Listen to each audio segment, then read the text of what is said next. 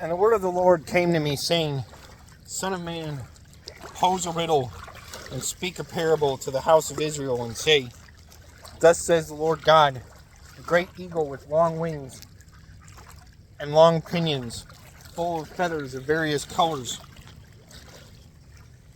came to Lebanon, and took the cedar, the highest branch.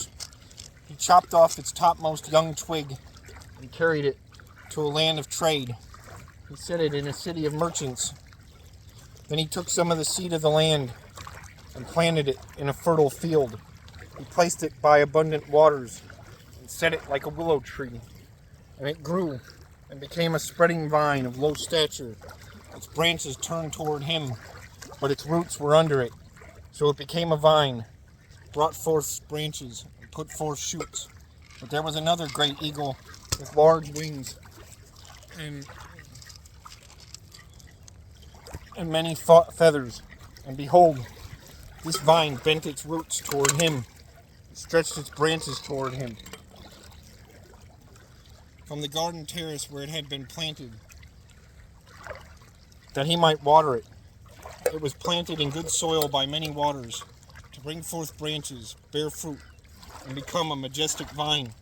Say, Thus says the Lord God, Will it thrive? Will he not pull up its roots, cut off its fruit, and leave it to wither? All of its spring leaves will wither, and no great power or many people will be needed to pluck it up by its roots. Behold, it is planted. Will it thrive? Will it not utterly wither when the east wind touches it? It will wither in the garden terrace where it grew.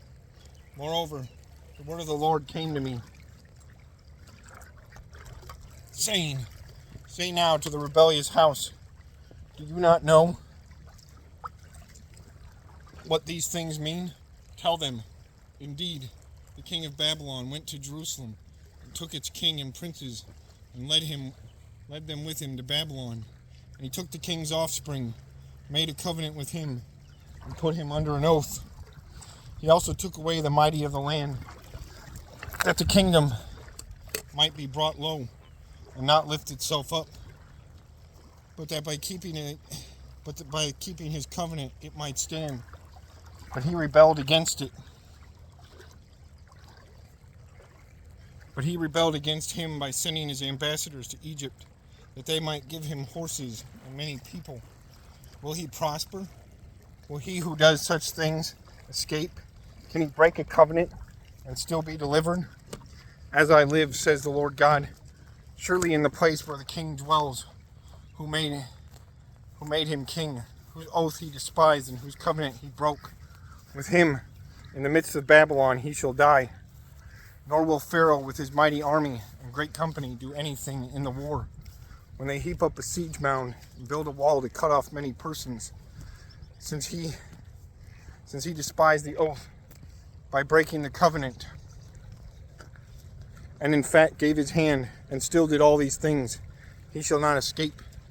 Therefore, thus says the Lord God, As I live, surely my oath which he despised, and my covenant which he broke, I will recompense on his own head.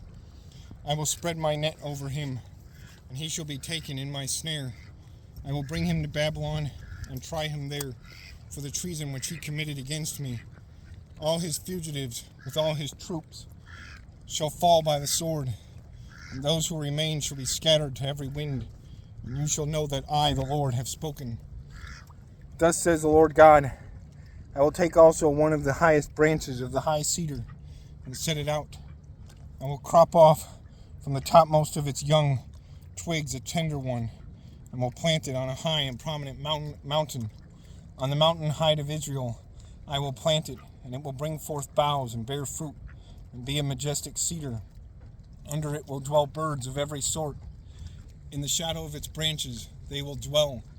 And all the trees of the field shall know that I, the Lord, have brought down the high tree, and exalted the low tree, dried up the green tree, and made the dry tree flourish. I, the Lord, have spoken, and have done it.